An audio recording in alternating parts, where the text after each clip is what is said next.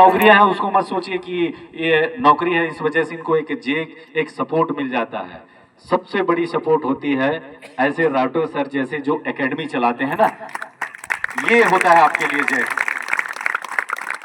और तब में और अब में जो अंतर है वो मैं आपको बताता हूं। आपके पास संसाधन है। संसाधन क्या है? सबसे पहली तो आपके व्यक्तिगत संसाधन है मोबाइल। सोशल मीडिया के माध्यम से आप बहुत कुछ जान जाते हैं, कैसे तैयारी करना है। आपको ये 6 ऐप बनाना है, वो आपको यूट्यूब में एक्सरसाइज के कई सारे मास्टर घूम रहे हैं, उनसे आप सीख जाएंगे।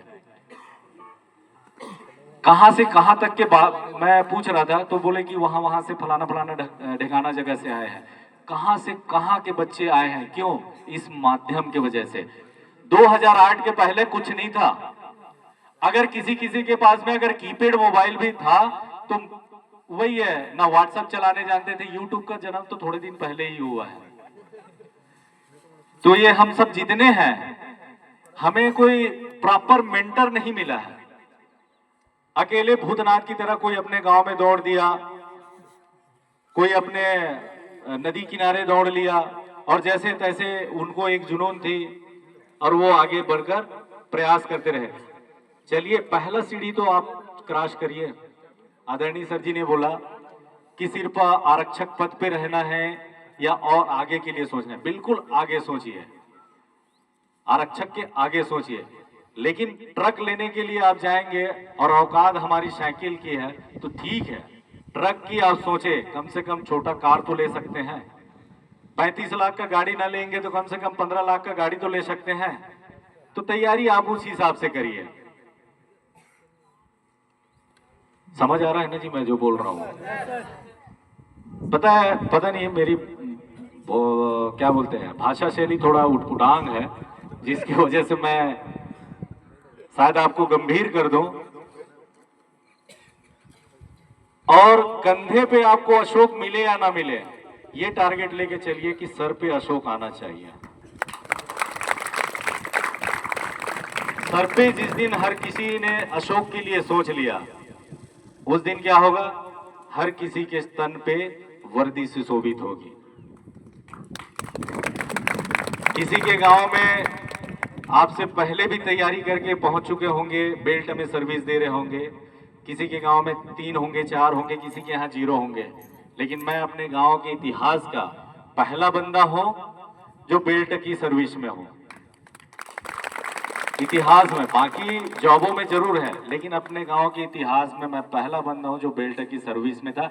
एक धीरज भाई आए थे, क्षणिकता में उन्होंने जीवन जिया बेल्ट की सर्विस में, फिर पुनः वो शिक्षा शायद विभाग में चले गए। तो पहले भी मैं अकेला था, आज भी अकेला हूं और आने वाले कुछ समय तक शायद अकेला रहूंगा। क्योंकि जो परिस्थितियां मैं अपने गांव का देखता हूं कि बरगद के झाड़ पर उल्टे लटके रहते हैं, जैसे चमगादड़ लटकते हैं ना, वैसे मेरे गांव के युवा साथी लटके रहते हैं, ताश खेल रहे हैं, नशा कर रहे हैं। क्या खाक बनेंगे? एक लड़का मुझे जनवरी में जब मैं छुट्टी आया था तो बोला, उनके पिताजी भी बोला, भांचा थोड़ा बता देते फलाना ला। मैं बोला रात के 12 बजे तक तो लड़का है तो मोबाइल देखते हैं, सुबह 9 बजे उठते हैं, का तैयारी करिए। तो चीजें ऐसा है, इन्हीं छोटे छोटे व्याकरणों को आप समझिए, छोटे छोटे प्रत्यय उपसर्ग को आप समझिए, जो वास्तविक जीवन में देखिए सफलता हमेशा कहीं ना कहीं त्याग मांगती है, संघर्ष मांगती है, परिश्रम मांगती है। और उस चीज को यदि आप नहीं दिए हैं तो फिर मुश्किल है। आप इस चीज को भूल जाइए कि आप कहीं पे पद प्रतिष्ठित होंगे, किसी औहदे को प्राप्त करेंगे। तो व्याकरण को समझिए। बहुत सारे ऐसी संगत है ना जो आपके शरीर को नुकसान देती है, ऐसे संगत जो आपके मानसिकता को नुकसान देती है। और देखिए युवा साथी है आजकल, सभी सजग हैं। मैं प्रत्यक्ष रूप से कुछ बात बोलना चाहता हूं। कुछ लड़के हाफ रहे थे। मैं एक ही चीज बोलता हूं कि अपने शरीर की ओज को त्यागना छोड़ो। आप सभी पढ़े लिखे हैं, समझदार हैं। व्यर्थ के अनर्गल चीजों में अपनी मानसिकताओं को लगाना छोड़ो। जिस सुंदरता के पीछे आप भागने की एक प्रयास कर रहे हैं, आडंबरकृत कर रहे हैं, अरे एक लेवल तो चढ़ा लो यार। एक पहला पायदान तो आप प्राप्त कर लो, वो सुंदरता, वो आडंबर जो कल तक थी, वो आपके पीछे पीछे भागेगी। शायद ऐसा ही है ना?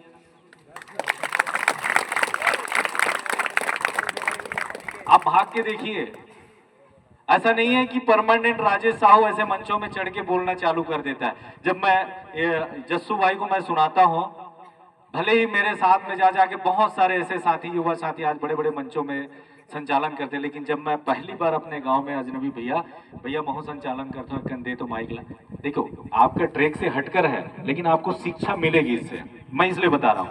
भैया चाचा महू कर दोगा, अरे यार रोल पूछे लग, मैं जिस गांव का बालक हूं, मैं जिस मिट्टी में पला बढ़ा हूं, जिस गलियों में मैं बचपन से छोटे छोटे अंडरवियर पहन कर मैंने दौड़ा भागा है, वहां मुझे संघर्ष करना पड़ रहा है। आज और बात है कि उन्हीं मंचों पर जाने से पहले कुर्सियां खाली हो जाती हैं। ये किसका कमाल है? ये आपके व्यक्तिगत परिश्रम का कमाल है।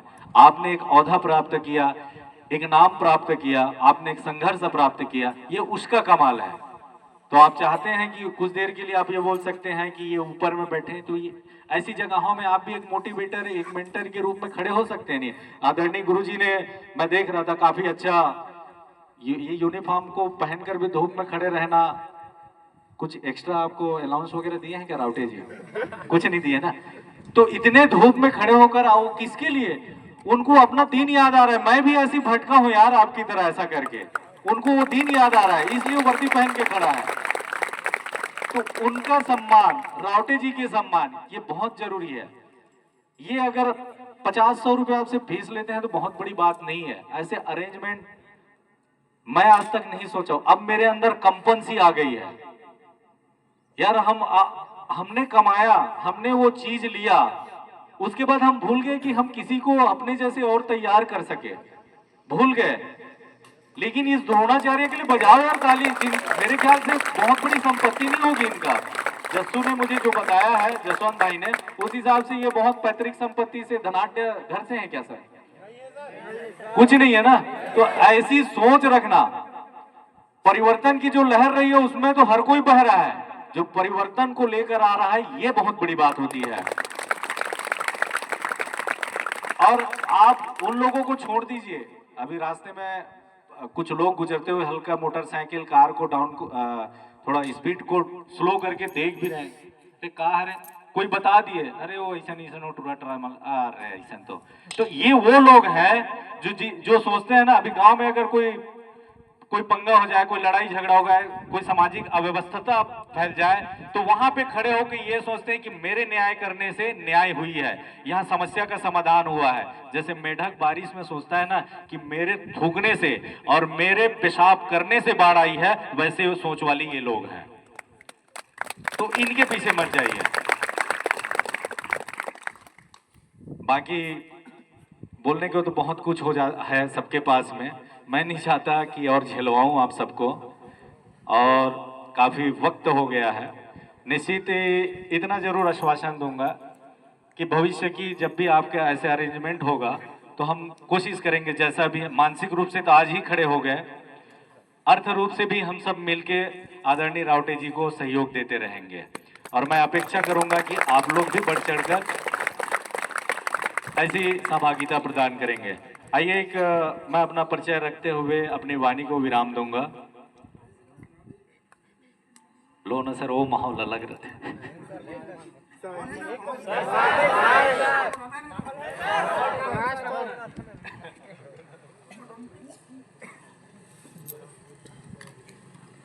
क्या सुनना है आपका अनुभव सर? चलिए मैं अपनी कविता का एक बंद सुनाता हूं आपको।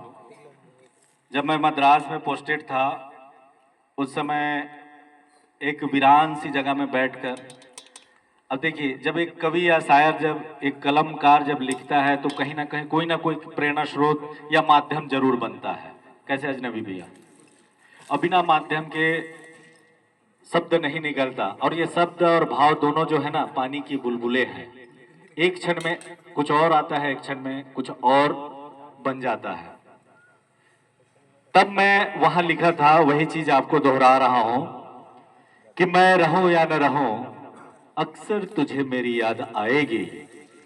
कि मैं रहूं या न रहूं, अक्सर तुझे मेरी याद आएगी और दिल के किसी छोटे से कोने में राजेश साहू की दास्तान रह जाएगी। कि झकझोरती हवाओं के साथ, इतराते तितलियों के साथ, चहचहाते पंछियों के साथ एक हसीन याद भी दर्द दे जाएगी और हजार चादरों में भीगा सर्द दे जाएगी। मैं रहूं या न रहूं, अक्सर तुझे मेरी याद आएगी, दिल के किसी छोटे से कोने में एक दास्तान रह जाएगी। चूंकि ये वक्त काव्य का मंच नहीं है तो ज्यादा हम नहीं बोलेंगे। बाकी मेरा परिचय लेते हुए मुझे अलविदा कहने का अवसर प्रदान करिए कि तस्वीर हो गया हूं तस्वीर देखकर, यार फुर्सत से जिया हूं खुद की तकदीर देखकर। ये मेरे साथ हुआ है कि तस्वीर हो गया हूं तस्वीर देखकर, यार फुर्सत से जिया हूं खुद की तकदीर देखकर, और मचल मचल जाता हूं मैं राजेश साहू अपना नाम ले लेकर। मस्त मौला है गांव मेरा, मस्त मौला है गांव मेरा, जोशी लपटी कह कह कर, जहां सुखों का संदेश मिले ऐसा पोस्ट गेंदा टोला है। तहसील है मेरा चूरिया जहां भीम राज का पांव है, संस्कारों की झरिया झरती जिला संस्कार धानी राजनांद गांव है। 36 लोगों का गढ़ है 36 भाषाओं का मेल, ऐसा प्यारा राज्य मेरा छत्तीसगढ़ है, ऐसा प्यारा राज्य मेरा छत्तीसगढ़ है। बोलिए भारत माता की, भारत माता की, भारत माता की। वंदे वंदे वंदे। हमेशा राष्ट्रवाद और राष्ट्रवादी होकर जीना दोस्त। समाज और समाजवादी न बन पाओ, परिवार और परिवारवादी न बन पाओ, लेकिन राष्ट्रवादी जरूर बनना। वर्दी राष्ट्र के लिए, मैं मानता हूं, मैं एक चीज और बोलूंगा, जब आप जब जाते हैं ना तो शुरुआत का जो हमारा मोटिव और लक्ष्य क्या होता है? रोजगार, शायद यही होता है। हम रोजगार के हिसाब से किसी संस्था में, किसी ऑर्गेनाइजेशन में, चाहे वो शासनिक हो चाहे वो प्राइवेट सेक्टर हो, उस जगह पर हम घुसते हैं। लेकिन जहां भी आप घुसे, राष्ट्रवादी जरूर बनिए। और राष्ट्रवादी बनने के तरीके बताने का कोई मापदंड नहीं है, कोई अवधारणा नहीं है। राष्ट्रवादी बनने का सबसे बढ़िया अवधारणा है कि मैं जिस काम के लिए मुझे खड़ा किया गया है, जिस संस्था ने, जिस ऑर्गेनाइजेशन ने, जिस सरकार के अधीन हो, मैं मंत्रालय, गृह मंत्रालय के अधीन हो, तो मेरी जिम्मेदारी बनती है कि ज्यादा नहीं, अपने काम के प्रति यदि आप 10% भी जिम्मेदार बन के अगर खड़े हो जाएं तो आप राष्ट्रवादी कहलाएंगे, मेरे हिसाब से। हो सकता है आदरणीय जनों का विचार अलग हो, क्योंकि मैं जहां देखा हूं ना, मेरी अभी वर्तमान मैं जहां पदस्थ हूं, देश की बहुत बड़ी एजेंसी है और बहुत बड़े बड़े मनी लॉन्ड्रिंग वाले लोग आते हैं वहां। नाम नहीं लूंगा स्पष्ट, क्योंकि वैसे पब्लिकली नहीं लिया जाता उसका। तो उस जगह पर मैं एक चीज देखा हूं, वहां के उनके जो स्टाफ है, जब एक एक्यूज्ड को हमें हैंडओवर करने से पहले 10 बजे वो आते हैं, बड़ी मुश्किल से 10 बजे ऑफिस एंट्री करते हैं, अपना टिफिन, अपना बैग रखते हैं और निकल जाते हैं कैंटीनों में। आधा घंटा पौन घंटा बिता के फिर अंदर आते हैं। 1-1.5 घंटा होगा, फिर लंच के लिए निकल जाते हैं। फिर आएंगे 1-1.5 घंटा में सुट्टा उट्टा मार के। ये फैशन है महानगरों की, लड़की लड़के सब। उसके बाद 3-4 बजे फिर वो टी टाइम करके, एक ये चोचलेबाजी है, ये जो बना रखे हैं ये। और इन्हीं वजहों से बहुत सारे संस्थान, ऑफिस ये पिछड़े हैं, काम पिछड़े हुए हैं। मैं मानता हूं कि मेरे एक की सोच से चीजें सबल नहीं होगी। हो सकता है हम दुरुस्त करें, मुझे देखकर मेरा कलीग जो है शर्म के मारे कहीं ना कहीं पीछे हटेगा। यार साहू तो परफेक्ट करता है, मैं ही हमेशा भागता हूं। एक परिवर्तन तो आएगा ना, छोटा परिवर्तन तो आएगा ना। इसलिए अपने काम के प्रति जिस दिन आप वर्दी पहन ले, शिक्षा विभाग में भी चले जाए, कोई और विभाग में भी चले जाए, जिस भी विभाग में चले जाए, राष्ट्र के प्रति, समाज के प्रति जो आपको नियुक्ति दिया गया है, उसमें ज्यादा नहीं कुछ % जरूर जिम्मेदारी का निभाइएगा। बोलिए भारत माता की जय। जय। धन्यवाद।